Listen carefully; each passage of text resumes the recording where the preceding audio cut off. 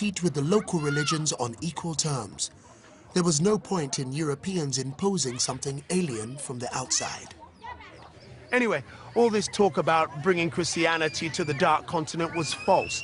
It had already been here 1,000 years before the first missionary arrived. The true Christianity arrived in Africa, 2,500 miles away on the other coast. When the European missionaries first came to Africa, they were faced with an uncomfortable truth. It wasn't the Dark Continent they'd imagined. They weren't the first Christians to come here. On the other side of Africa is a land that successfully resisted European colonialism until the 20th century. A country, Ethiopia, that came into being long before Spain or Portugal or Britain. It's even mentioned in the Bible itself.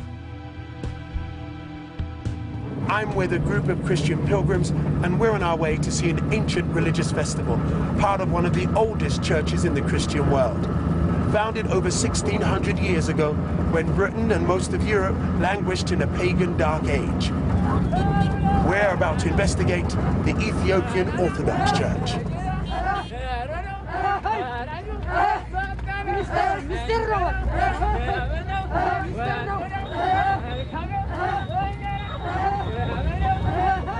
Here at Lalibela, in the Ethiopian highlands, is one of the most extraordinary religious sites in the world. Carved out of the rock itself, they call it the Jerusalem of Africa. Oh wow, that's incredible. If not slightly dangerous. Oh my days. Look at that. It's a whole underground city. It's like, wow. How old did you say this is? Over 800 years ago. It was excavated at the end of the 12th century. My word. This should be one of the wonders of the world, shouldn't it? This isn't an uncivilized people that have to have their religion or someone else's religion thrust upon them. This is a structure to celebrate their own expression. This is their own expression of Christ.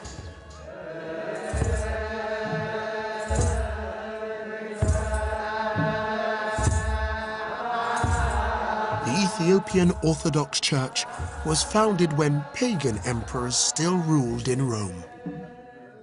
It is thought that Christianity was brought here by monks from Egypt in the 4th century. You see the cross on the ceiling? Malta's cross? But some Ethiopians claim that their faith goes right back to the Old Testament times, before Christianity even existed.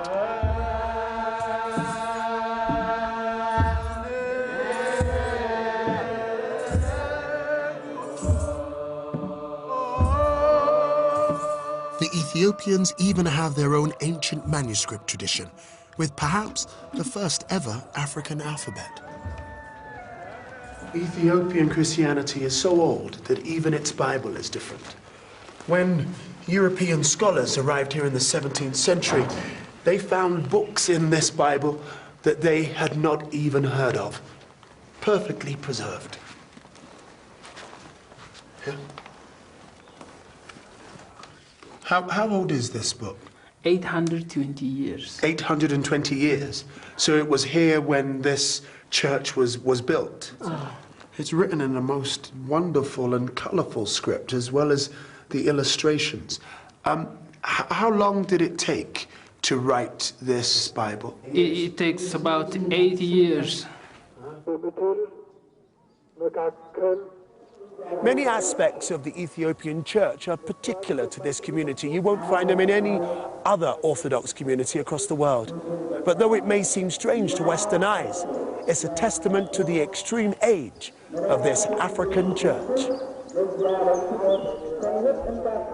Today is the Feast of St. Michael, and the ceremonies here demonstrate an extraordinary facet of Ethiopian Christianity, its links with Judaism and the ancient Jewish temple in Jerusalem. At the heart of every Ethiopian church is a sanctuary where the public are never allowed. Inside, protected by the priests, are kept the most sacred objects in the Ethiopian Orthodox faith. A few times every year, they are carried in procession on the heads of these priests, covered with sacred cloths. They are inscribed blocks of wood, replicas of the tablets of stone brought down by Moses from Mount Sinai as told in the Jewish Old Testament. The Ethiopians practice other Jewish customs too, such as circumcision, and even many of the Jewish dietary rules.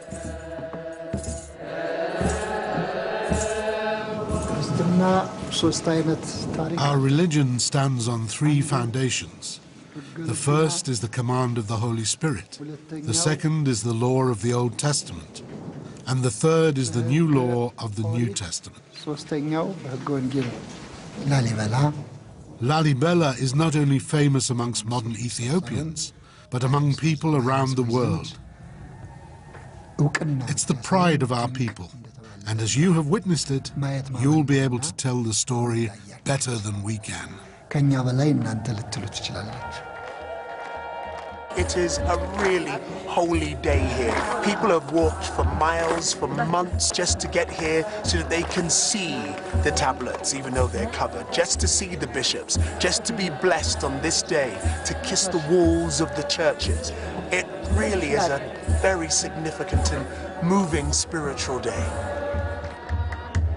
Seeing a church as ancient and as African as this has been a truly liberating experience for me too. When my ancestors were enslaved by the British, they had their freedom, their identity, their religion, their names ripped from them. I was born with the surname Roberts, that of the last slave master to own someone in my family.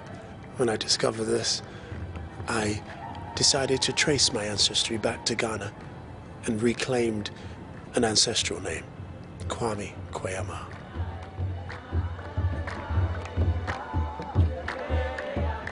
I wear this Orthodox cross to symbolize to myself, really, that I can access Jesus the revolutionary, the protector of the dispossessed, through the lens of Africa, and not through my colonial masters who often arrived with a Bible in one hand and a gun in the other.